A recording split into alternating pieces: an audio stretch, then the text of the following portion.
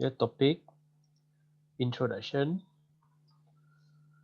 Lepas tu apa lagi tadi? Marine sediment.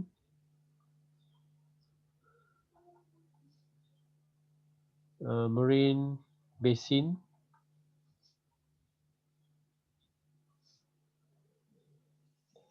Dengan plate tectonics tu. Yang pasal tectonic plate. So topik 1, 2, 3, 4. 1, 4, 3 dan 2. So hari ini kita akan tengok marine basin. Apakah yang ada di lautan dalam. Struktur-struktur muka bumi di lautan dalam. Ocean basins.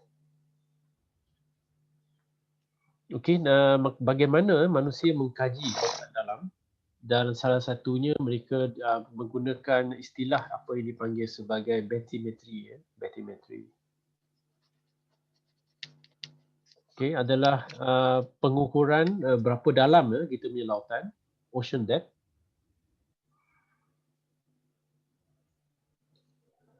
Dan juga pemetaan bentuk, shapes, topografi, dia punya macam mana rupa muka bumi di lautan. Semua ni dipanggil sebagai bathymetry.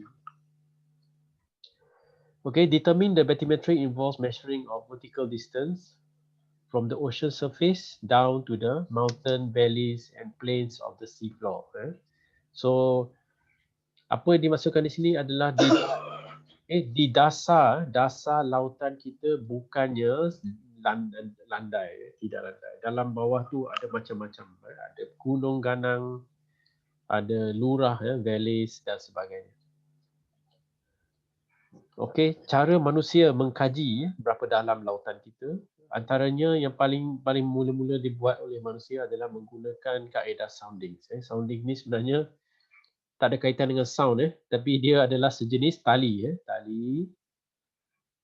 Okay, satu tali yang panjang yang ada pemberat di hujungnya, macam anchor lah. So dijalankan oleh orang dipanggil sebagai Posidonius, di Laut Mediterranean. So dia melepaskan lebih kurang 2 km tali ke dalam lautan Mediterranean sebab dia nak tahu berapa dalam lautan tu. Untuk dia macam seorang sains lah, dia nak tahu. So dia dapat bila dia sampai ke bawah tu dia dah tahu berapa kedalaman Laut Mediterranean tersebut. Dan unit yang digunakan untuk standard untuk orang-orang di lautan untuk mengkaji kedalaman adalah fathom. Iaitu 1 fathom adalah bersamaan dengan 1.8 meter.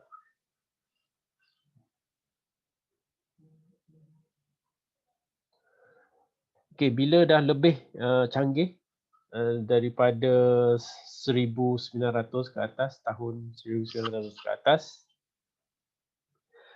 sudah ada alat yang dipanggil sebagai echo sounder, menggunakan kaedah echo sounding. Atau nama lainnya adalah fathometer. So ini menggunakan bunyi, sound signal. Lantunan bunyi daripada kapal, dia akan keluarkan bunyi. So bunyi ni akan dipancarkan ke bawah dan bila dia melanggar sesuatu struktur, dia akan dipantulkan balik ke atas. Balik kepada dia punya receiver. So dia akan memberikan masa yang berlaku semasa dia bunyi itu turun dan naik balik, akan memberikan dia ada formula lah matematik untuk dia kira berapa lama untuk bunyi itu balik dan dia boleh kira berapa jarak dan sebagainya. Dan echo sounder ni dia banyak digunakan sehingga hari ini pun, terutamanya mereka yang nak mencari ikan dan sebagainya, mereka menggunakan echo sounder. So ini ada contoh chart yang digerakkan oleh yang digunakan oleh echo sounder. Kita boleh nampak bentuk kontinen kat bawah ni. Dan juga dia ada satu lapisan yang dia boleh detect di sini, satu agak lapisan yang tebal di sini, scattering layer. So kemungkinan ini adalah ikan-ikan, kumpulan-kumpulan ikan yang berkumpul bersama. dalam kelompok yang besar. So di sini kapal-kapal ni boleh tahulah kawasan ni mungkin ada ikan sebab di sini ada kumpulan yang besar di sini. Selain daripada bukit yang di bawah ni.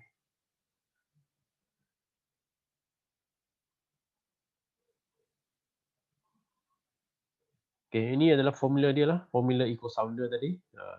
Depth is equals to V or T over 2. T adalah masa, time. V itu mungkin adalah velocity atau sebagainya.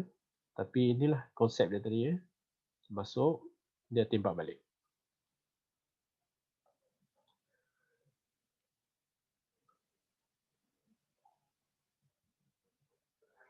Okey, kalau lebih canggih lagi, kita ada multi-beam eco sounder. Okey, bukan saja alat yang ada kat sini bukan hanya satu, tapi dia boleh keluarkan banyak pancaran bunyi. So setiap pancaran yang jatuh ni memberikan balik pantulan yang berbeza, so dia boleh mengeluarkan macam 3D 3D punya carta di bawah. Ini dipanggil sebagai multi-beam eco sounder. Dia boleh bawa sehingga 121 beam dia boleh tembak. Atau nama lain juga dipanggil sebagai multi-beam sonar. Multi-beam sonar. So banyaklah benda ni yang lebih canggih digunakan untuk mencari harta karun, untuk mencari kapal terbang yang hilang dan sebagainya. Kemungkinan menggunakan teknologi yang lebih canggih macam ni lah.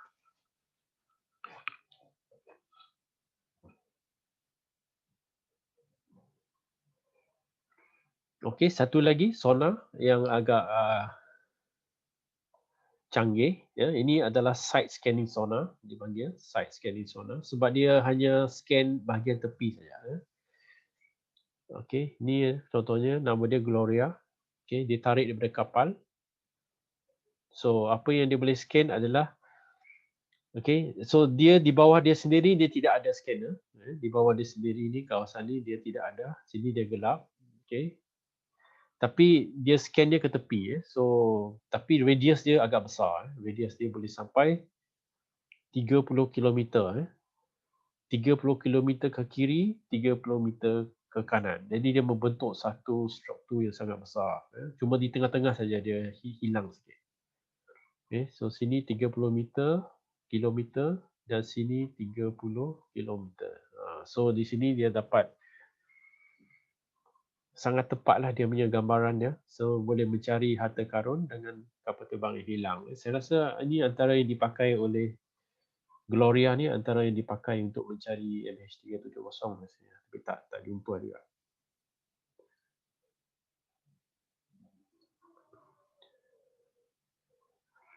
Okey, selain boleh gunakan sonar dan sebagainya, ada juga yang menggunakan bahan letupan.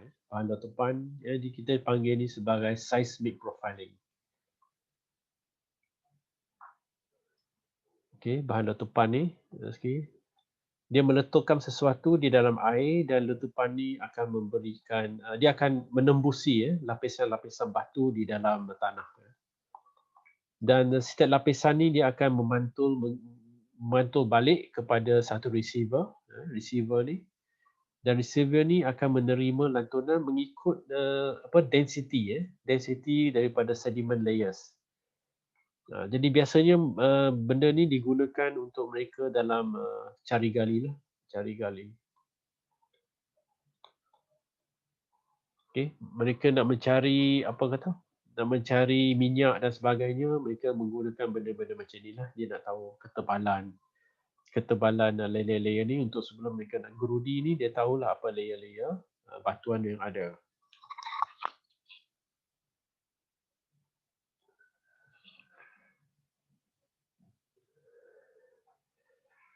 Alright, selain daripada tu juga, ada juga robot-robot yang digunakan. Robot-robot dipanggil sebagai ROV ROV dipanggil. ROV remote operated vehicle lah, ROV, di mana dia robot lah dia robot. Dia tidak bawa orang, tapi alat ini dia ada banyak kamera, dia ada robotic arm, dia boleh keluarkan tangan untuk ambil sampel.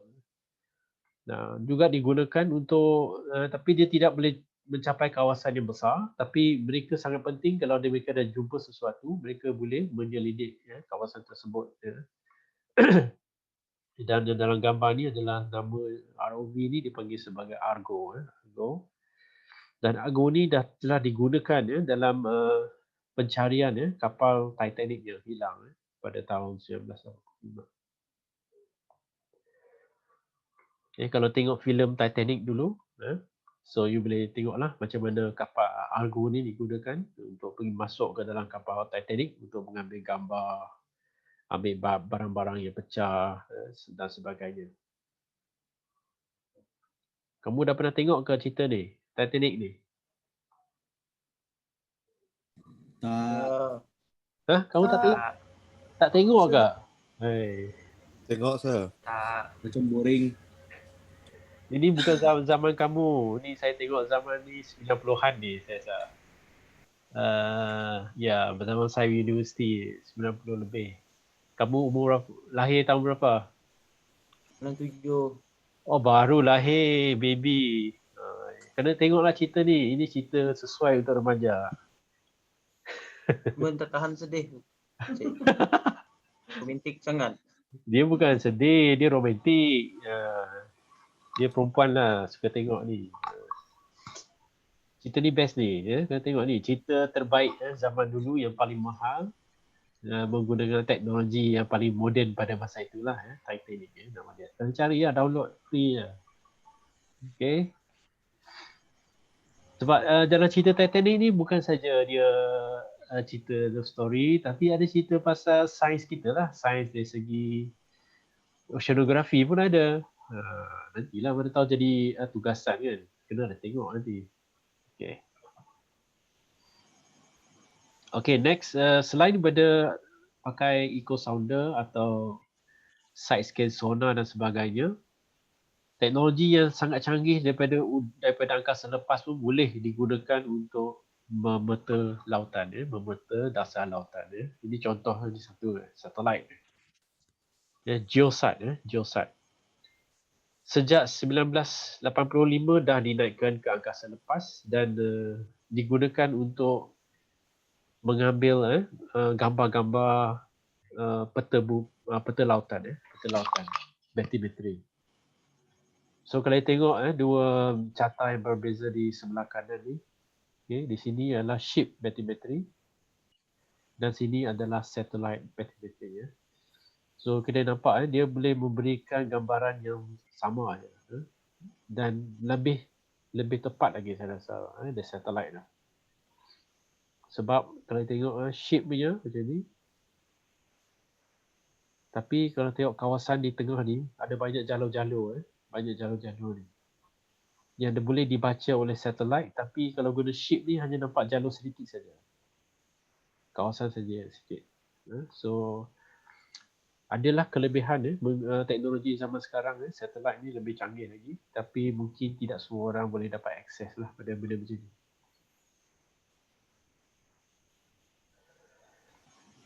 Ini adalah global sea surface elevation menggunakan satellite data. So nampak satellite tu begitu canggih. Dia boleh menunjukkan ketinggian berbeza daripada lautan sampai ke daratan. Okey, kalau putih tu adalah tempat yang tanah tinggi putih macam ni. Putih ni semua banjaran-banjaran putih. Ini kawasan putih yang banyak ni kita tahu dah, ini kawasan yang popular, kita pernah cerita pelanggaran antara India dengan Asia. Ini adalah Himalaya. Sebab itu dia putih di sini tinggi. Lepas tu yang tempat lain ni tengok yang merah, pink ni. Lepas tu ada hijau, biru dalam dan sebagainya lah.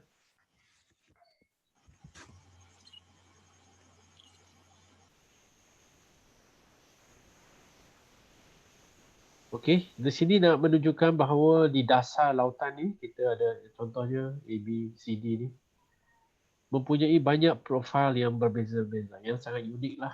Bergunung ganang di bawah. Nampak? Afrika dengan South America So tengok dia punya bawah lautan dia bergunung ganang. Bergunung ganang dan dalamnya memang lebih dalam daripada di atas daratan. Contoh, yang ni lah. Ini antara A dengan B di Amerika dengan C dengan D di dasar lautan. Kita tengok apa kedalaman dia atau apa ketinggian dia. Kalau bahagian ni kita ada nampak ada Sierra Nevada, kita ada Rocky Mountains, kita ada Appalachian Mountain. Appalachian ni tak tinggi, lebih kurang less than 5,000 feet. Kalau Rocky Mountain atau Sierra Nevada ni paling tinggi lah di sini, lebih kurang mungkin dalam 4,000 meter. Tapi kita tengok dari sini dalam lautan ni, dalam lautan, tempat yang paling dalam ada sini. Ini lebih kurang 6,000 meter. So apa yang ada di atas tanah ni banding dengan apa yang ada di bawah lautan ni sangat berbeza lah. Maksudnya banyak lagi benda yang tenggelam dan banyak struktur yang kita tidak nampak yang berlaku di dasar lautan. Biasa manusia semua tak masuk ke sini lah. Jauh lah. Memang jarang akan turun. Banyak bermain di bahagian lapisan atas saja. Even submarine pun dia tidak main ke bawah.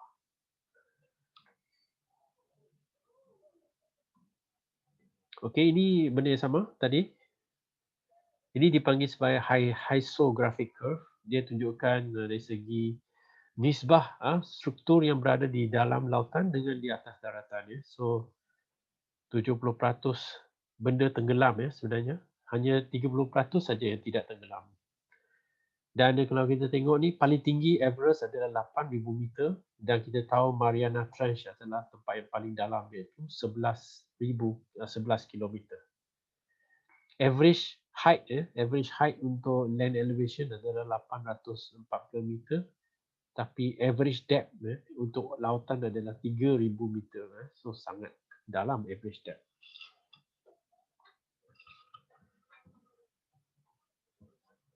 Okey, ini sama tadi, gambar tadi juga. Yang antara Afrika dengan, ini beza, ni Amerika dengan Afrika. So dia melintasi apa yang panggil sebagai Mid-Ocean Ridge, Mid-Atlantic Ridge. Satu benda yang sangat penting di dalam lautan. So ada ciri-ciri features yang ada di dalam continental ni, continental margin. So kita akan tengok satu-satu apa dia passive versus active continental margin. Kita akan tengok continental shelf, continental slope. Kita akan tengok submarine canyon, stability currents dan juga continental rise. Ini ciri-ciri yang ada di dasar lautan.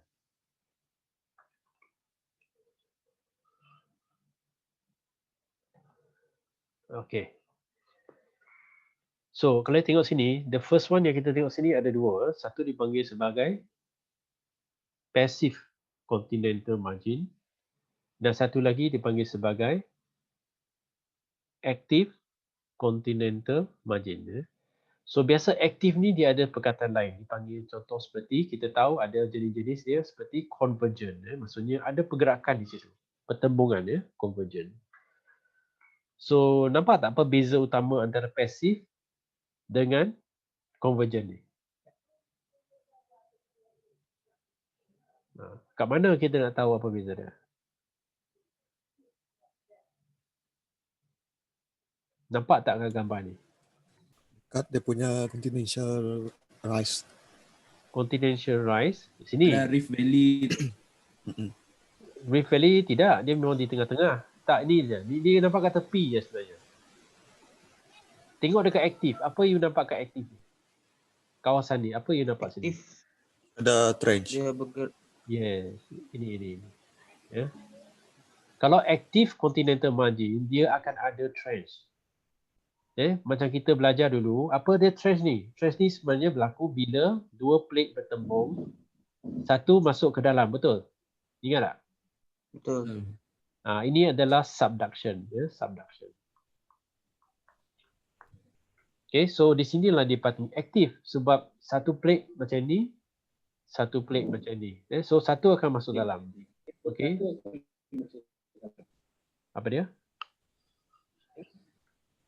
So tempat ni dia akan membentuk trench, trench. So di sini pula nampak tak tidak ada, so tidak ada di sini. So di sini tak ada masalah, tidak ada subduction. So dia dipanggil sebagai pasif. Dia tidak ada apa-apa masuk ke dalam tanah, tidak. Tapi apa yang berlaku di sini ada lebih kepada runtuhan-runtuhan, runtuhan-runtuhan di sini. Sebab di sini dia akan membentuk abyssal plane. Inilah benda-benda macam ni. Di sini pula dia ada bentuk-bentuk seperti seamount, table mount dan sebagainya. Macam tu. So ini macam mana datang? Sebab ada pergerakan daripada sini. Dia aktif, dia bergerak laju di sini. Sebab tu dia boleh membentuk struktur-struktur dalam di dalam lautan ni, seamount, table mount dan sebagainya. Kalau dia naik atas dia jadi island. Okey, bahagian yang first kali datang daripada kontinen ni dipanggil sebagai continental shelf, continental shelf. Selepas tu dia akan jatuh ke bawah. Jatuh ke bawah ni dipanggil sebagai continental slope, continental slope. Okey, sama juga sini. Cuma di sini dia ada continental rise. Continental rise ni apa sebenarnya? Bila slope ni dia jatuh, apa-apa jatuh ni dia akan bertimbun. Dia akan bertimbun kat sini. So dipanggil sebagai continental rise. Ada sikit sini. Okey. Semua dah cerita sendiri kan. So di tengah-tengah ni adalah mid ocean ridge lah. Satu lurah yang akan terbuka kepada dua, satu ke kiri dan satu ke kanan. So mungkin dia ke kiri ni dia perlahan sangat, tapi yang ke kanan ni dia aktif.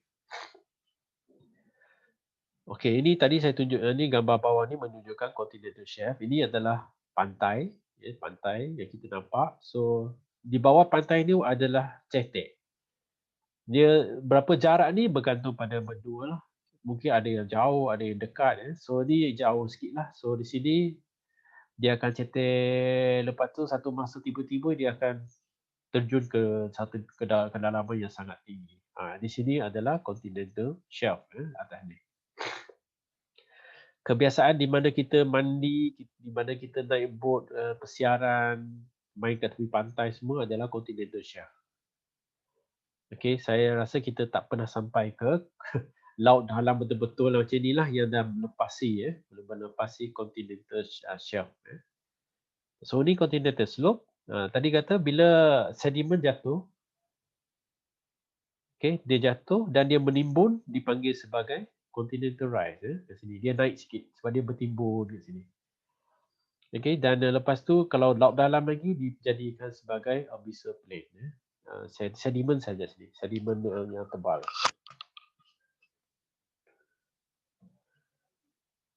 Okey, ini benda sama. Kita nak tunjukkan macam tadi saya kata aktif dengan pasif tadi. Okey, aktif dengan pasif.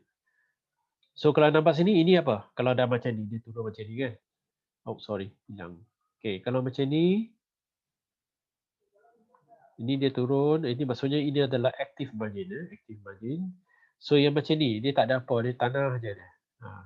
Pergerakan pun macam ni. So ini adalah passive margin. Dia tidak ada subduction. So dia passive sini. So yang ni dia pergi sini, kemungkinan dia bertembung dengan satu lagi ke sana. Kita tak nampak lah. Tapi kemungkinan aktif atau pasif. Tapi yang ni adalah pasif dan ini adalah active margin. So kita dah tahu dah cerita dia. Bila ada macam ni, so apa yang berlaku ialah akan ada kenaikan ketinggian lah. Sebab tu di sini ada contoh Andes Mountains. Sebab bila dia subduction di sini, dia akan ada peningkatan di sini.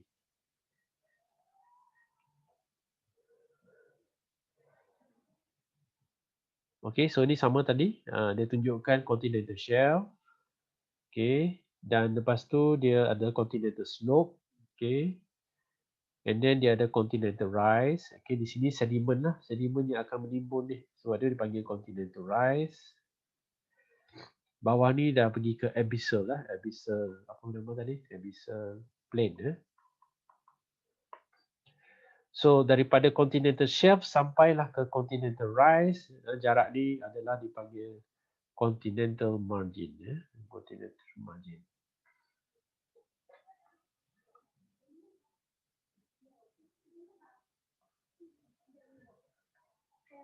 Ini tempat yang Kita tengok last week ada movie dia, St. Andreas, St. Andreas Fault. Okay, St. Andreas Fault. So kita nampak terus dia keluar daripada Los Angeles ni, kita nampak dia dah mula turun ke bawah. Ni arrow ni ke bawah sebab kita boleh nampak ada banyak lapisan-lapisan macam ni. Okay. Boleh nampak macam ada kedalaman ada kedalaman banyak. So ni dah continental slope terus slope dah. Dari tepi ni terus slope. So maksudnya dari tepi pantai ni kita keluar ni dia continental continental shelf dia pendek kecil je, terus dia turun ke bawah. So sebab tu dia California ni dia kata kalau St. Andreas Fault ni berpisah, so keseluruhan Los Angeles, California ni boleh tenggelam terus. Sebab dia memang dah macam di tebing dah tebing dah macam ni. Dah macam ni.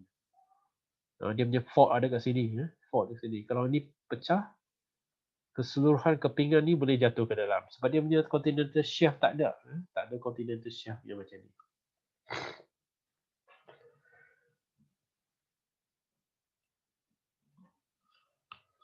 Okey, di sini saya nak tunjukkan adalah apa dipanggil sebagai turbidity current. Turbidity current. Dia adalah underwater avalanche, iaitu tanah runtuh di dalam lautan. Okay, biasa berlaku di hujung-hujung continental shelf. So dia pecah, dia pecah runtuh. Sebab dia ke bawah kan, slope ni ke bawah, jadi dia runtuh, dan dia bawa turbidity ni, tanah-tanah ni. Itu yang jadi rise tu, rise. Continental rise kat sini. Slope ni dia macam tanah runtuh lah, bukit-bukit lama-lama dihakis dan sebagainya, dia runtuh, dia bawa sedimen ke bawah. So di sini ini dipanggil sebagai turbidity currents. Turbidity currents. So ni contoh-contoh batuan lah. So jangan terkejut kalau di lautan dalam ni pun ada avalanche, landslide. Dan dia bawa sedimen daripada atas ni lah. Dia bawa sedimen daripada continental shelf ni turun bawah. Dan biasanya dia membentuk macam kipas lah. Macam ni. Dia bentuk macam kipas.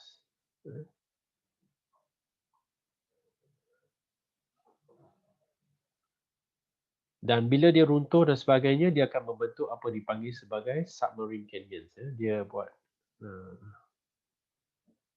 macam gaung lah. Gaung. Dia sama. Ni juga sama. Continental shelf. Ini canyon lah. Dia runtuh. Dia keluarkan dia punya turbidity currents pun dia bawa kat sini. Dia membentuk kipas. Dan ini salah satu contoh yang ada dekat India. Ya, kita nampak ni garisan ni. Nampak garisan ni? Ini continental shelf dia. Nampak? Continental shelf. So, bila runtuh, dia membentuk ni. Dipanggil sebagai Indus fan. India punya. Indus fan. Dia keluar ni. Okay, so kita nampak. Bila scan dengan sonar atau menggunakan satellite, kita nampak dia punya continental shelf kat sini. So biasanya di bawah continental shelf dia akan pecah-pecah dan dia akan membentuk kipas ni.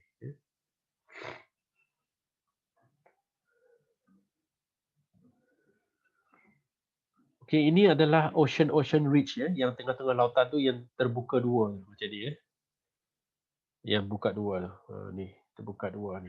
Ini adalah yang paling besar adalah ni lah, Mid-Atlantic Ridge iaitu di sini Mid-Atlantic Ridge. Yang paling panjang ni daripada utara sampai ke bawah. Okay. Kita ada juga satu lagi di bahagian Pasifik kita panggil East Pacific Rise. Dia bukan di tengah lautan. Itu yang dia ada kat sini. Yang sebelah dekat California punya kawasan ni Juan de Fuenco Ridge satu. Lepas tu satu lagi kat sini. Tebal dia ni. Tapi ni di tengah-tengah lautan lah. Dekat Antarctic Pasifik. Okay, sini pun ada ridge. Okay, di sini ada ridge. So bila ada ridge, dia maksudnya dia pergi dua arah lah, satu atas dan satu ke bawah. Dan inilah yang Indian Ridge ni lah yang menyebabkan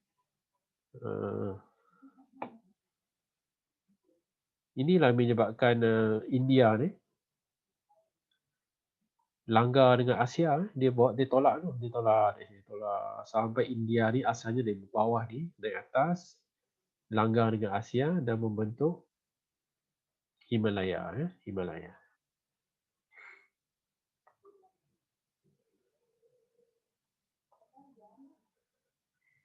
Okey, selain pada yang tadi, apa lagi yang ada struktur-struktur yang ada? Ya, salah satunya adalah yang di laut paling bawah, deep ocean floor.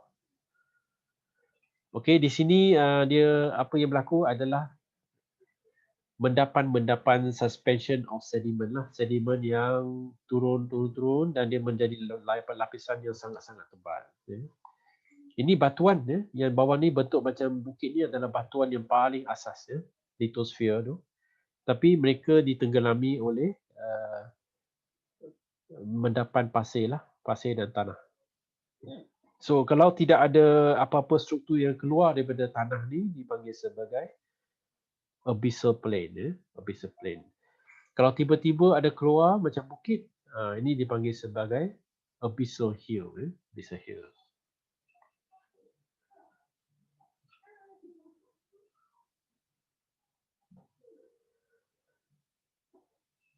Okey, gambar ni menunjukkan trench yang ada. Trench tu apa dia? Trench. Tadi kan trench tu yang satu turun kan? Satu turun, satu lagi macam ni kan? Di sini, yes, sini ada trench, trench. So ni tempat-tempat yang ada trench ni, Sini semua tempat yang ada trench dan tempat yang paling dalam di dunia adalah di sini, Mariana, Mariana Trench. So Mariana Trench ni dekat-dekat dengan Filipina, dekat Filipina sebenarnya, dekat dengan kita sebenarnya Mariana Trench ni. Kedalamannya adalah 11 km. Okey, tapi ada yang lain pun tidak jauh beza. Ada ni Kuril Trench 10.5. Kat mana? Kuril Trench kat sini. Okey, lepas tu Kermadec Tonga. Ni Tonga ni kat baik kat sini kan. Ni Kermadec Tonga kat sini. Ini semua dalam 10 hingga 11 km kat sini.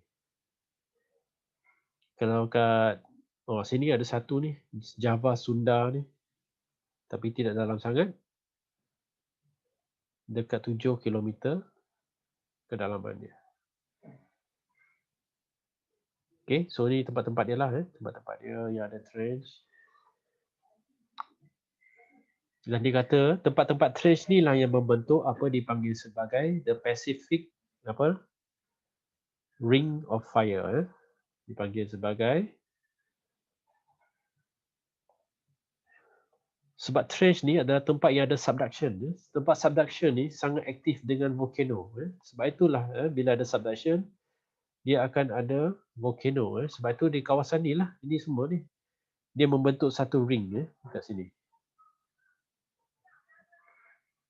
Dan ring ni dipanggil sebagai Pacific Ring of Fire. Ring of Fire. Sebab semua ni adalah gunung berapi. Cuma ada gunung berapi di dalam lautan. Ada di dalam lautan, ada di macam Indonesia ni memang ada banyak lah di atas. Tapi mungkin kebanyakan daripada volcano ni pun tidak berada di atas daratan, ada juga di dalam air. Jadi kita tengah nampak.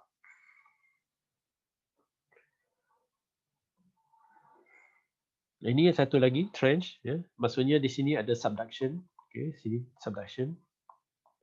So sini. So dan di sini bila ada subduction dia akan menaikkan pergunungan, dan sini kita ada Andes Mountain di South America. Peru Chile Trench. 8 km. Okay, selain pada trench, ada juga yang di dalam lautan tu. Ini volcano. Tadi satu-satunya adalah volcano. Kita ada volcano. Dan kita juga ada yang mengeluarkan hot thermal vent. Dia keluarkan sebab dia banyak aktif. Dia masih aktif di bawah lautan. Kita nampak dengan mata kasar. Bayangkan di bawah 8 km, di bawah 10 km tu dia turun, tiba-tiba you rasa air tu agak panas. Sebab panas tu disebabkan oleh pengeluaran gas-gas yang panas daripada bumi lah. Macam di atas daratan, di dalam volcano, tapi di dalam lautan tu dia keluar sebagai air panas lah. Hydrothermal vents dia panggil, hydrothermal vents.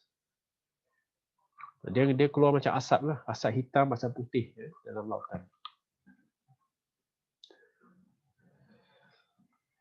Okey, sebab dia di dalam lautan ni dia dah dekat dengan magma, macam samalah, dia macam gunung berapi tapi di bawah lautan. So dia akan keluarkan lah, bila campur dengan air dia menjadi asap dan sebagainya.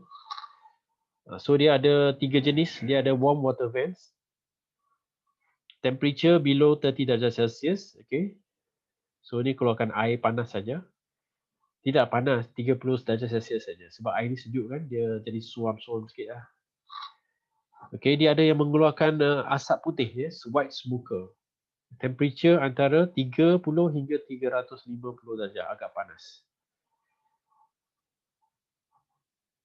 Okey, dia putih disebabkan oleh bahan-bahan seperti barium sulfide.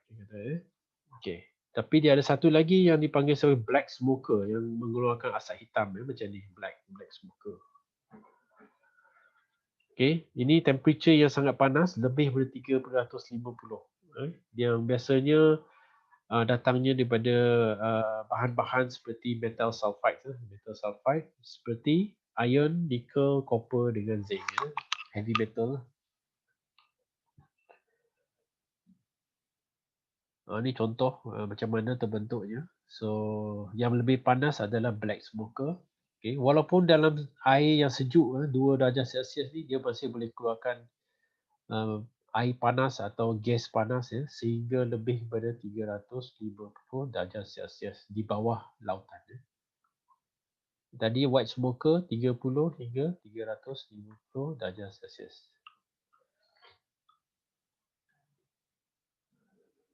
Dan kawasan ni banyak terdapat di kawasan mid apa ni yang margin tu lah, mid ocean ridge, di mana ada pergerakan plate, sebab dua lapisan ni selalu berpisah. So bila dia berpisah, tanah ni akan merekah dan apa-apa gas panas dan sebagainya akan keluar. Dia akan keluar. Dia keluar, dia mengeras campur dengan air, lama-lama dia menjadi macam volcano, bukit.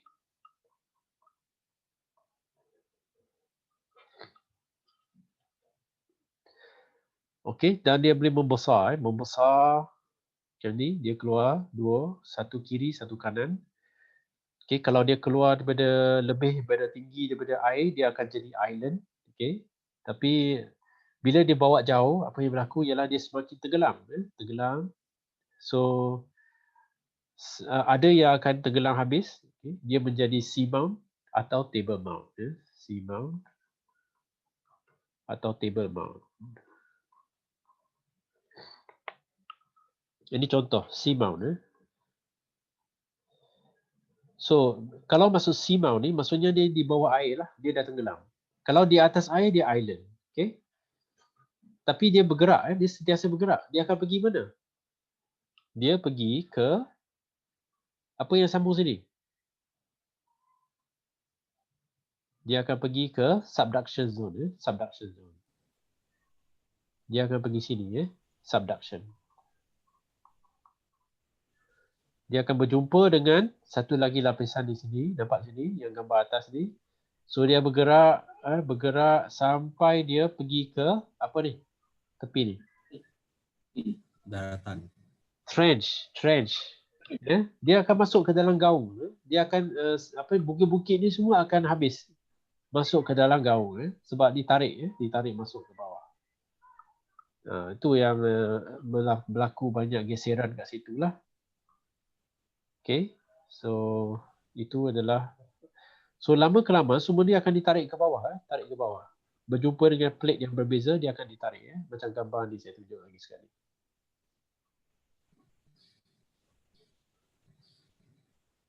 Ni dia di sini. Okay, kalau sini okay, ini tadi yang seamount ke apa dekat sini, dia akan tarik dia tarik lama-lama dia akan masuk ke dalam. Habis, dia menekan balik.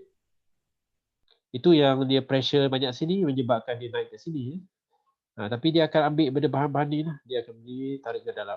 So di sini ada trench lah. Trench ni macam gaung. Dia akan jatuh ke dalam gaung. Dia tidak akan berlanggar sangat sebab dia memang ada subduction zone. Subduction betul dia akan sedut. Dia sedut. Dan sinilah yang boleh berlaku banyak earthquake tu. Bila subduction zone ni pressure terlalu kuat, dia satu akan terlepas, dia akan jadi earthquake.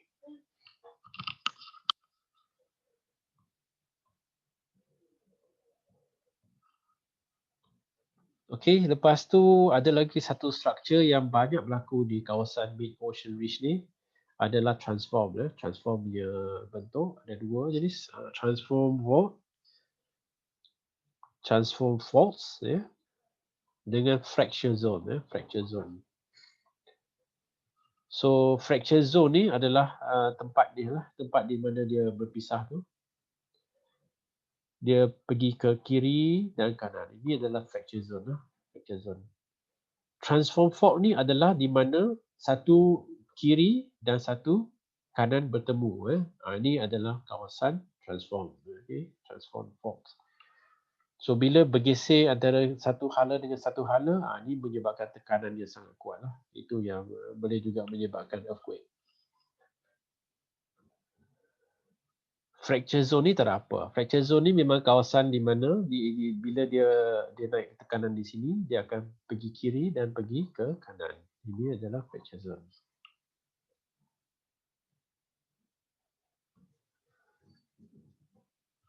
So inilah contoh, ini adalah penerangan dia lah. Okay. Transform fault tadi dia kata dia adalah transform plate boundary.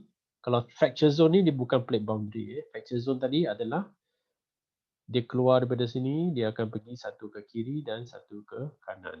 Okay, macam ni. Ini fracture zone.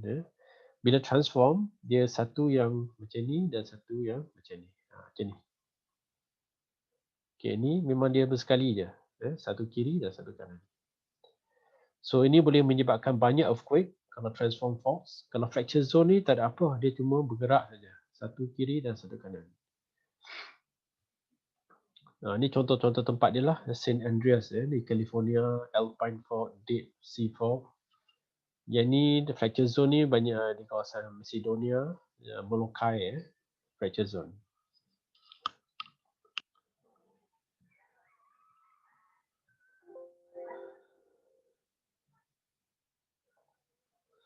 Okay, so itu saja untuk hari ini. Kita bercerita pasal struktur-struktur muka bumi di lautan dalam. Struktur-struktur utama, cara-cara kita mengukur kedalaman. Jadi kita go through balik very quickly. Bermula dengan sounding, iaitu hanya menggunakan tali dengan pemberat. Lepas tu bermulalah teknologi yang lebih canggih menggunakan bunyi, echo sounder. Lepas tu yang lebih canggih lagi dah ada multi-beam echo sounder. Kita ada side scan sonar. And then kita ada menggunakan bahan letupan untuk mengetahui lapisan-lapisan batuan bumi. And then kita ada juga robot-robot yang boleh masuk ke lautan dalam. And then bukan saja kapal yang boleh digunakan, kita juga ada satelit yang boleh menembusi lautan untuk mendapatkan gambar sea floor. Rupa bumi, bentuk bumi yang berbeza, di mana lautan ada 70% yang lebih banyak yang tenggelam banding dengan dia daratan yang hanya 30% saja yang kita nampak. Dari segi ketinggian pun tidak boleh lawan dengan kedalaman. Ketinggian dengan kedalaman, average height dan sama lagi rendah dengan average depth. So yang ni sangat penting di mana kita tahu apa jenis beza-beza feature di dalam dasar lautan seperti passive, active, okey, apa ciri-ciri dia kalau kita cerita pasal passive dengan active continental margin. And then apa ciri-ciri mid ocean ridge tadi kita dah tengok di akhir kelas tadi. Ini masih cerita pasal active dengan passive, ini pasal continental margin. Ini continental margin.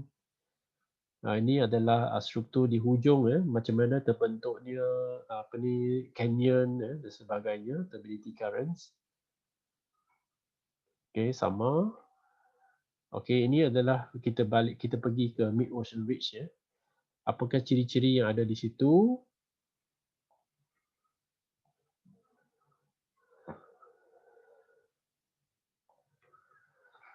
Okey, ini adalah di lautan dalam di mana tidak ada Mid Ocean Ridge dan sebagainya, tapi ini adalah pembentukan lapisan-lapisan sedimen ya. Ini adalah abyssal plain, abyssal hill.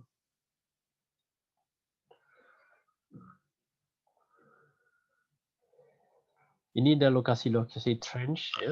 Ini membentuk Pacific Ring of Fire. Okey, trench ni adalah tempat-tempat di mana berlaku subduction zone. So subduction zone. So di kawasan-kawasan Mid Ocean Ridge ni ada banyak apa dipanggil sebagai hydrothermal vents yang mengeluarkan asap panas atau air panas. Sebab di dalam air itu macam volcano jugalah, di dalam ada banyak volcano. Okey, ada jenis-jenis dia, warm water vents, kita ada white smoker, and then kita ada black smokers.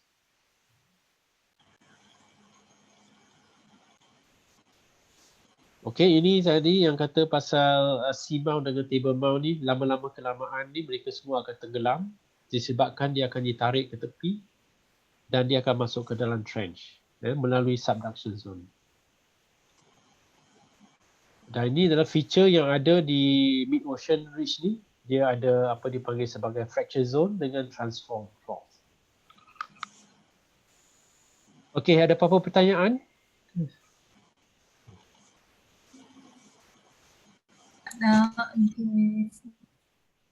Saya akan masukkan semua video, termasuk video lecture pun saya ada recording. So nanti akan saya masukkan dalam Putra Blast tu lah. Dengan nota. Nota ni tak ada apa, ni gambar-gambar je, dia banyak cerita. So you kena bacalah buku teks tu kalau you nak tahu lebih detail, dia ada dengan buku teks. So prepare untuk kita punya first test 20% pada 20 berapa hari bulan 27 27 hari bulan. Kita akan, nanti saya akan kelompokkanlah minggu depan format dan sebagainya, tapi topik-topik saya dah bagi tahu, introduction. And then the second one is on plate tectonics tu. And then kita topik hari ni. And then minggu depan punya topik iaitu marine sediment. Itu 4 topik yang akan masuk dalam first test. Okay? Attendance sekejap saya share.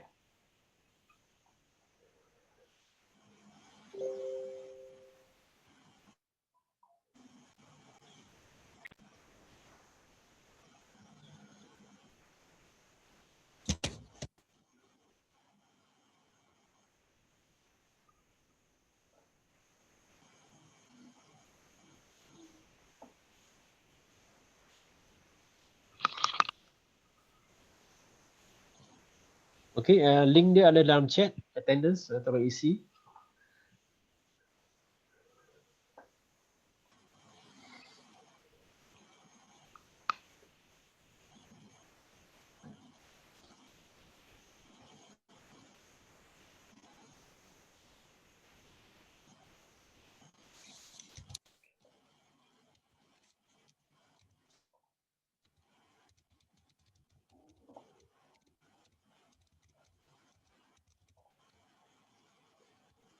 Okay, saya line ada yang agak teruk, tak apalah. Kita sebab recording, saya dah buat recording untuk lecture semua, jadi you boleh rujuk balik pada recording ni lah. Selepas saya masukkan dalam YouTube dan saya akan share link dia dekat Putra Blast. So tak ada masalah. Lecture ni boleh tengok lagi banyak kali sampai muak. Okay. So semua dapat link attendance tolong isi attendance link tu. Kalau tak ada apa, kita akan jumpa lagi lah minggu depan. Okay.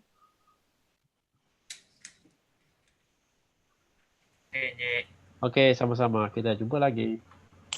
Terima kasih Encik. Okay, sama.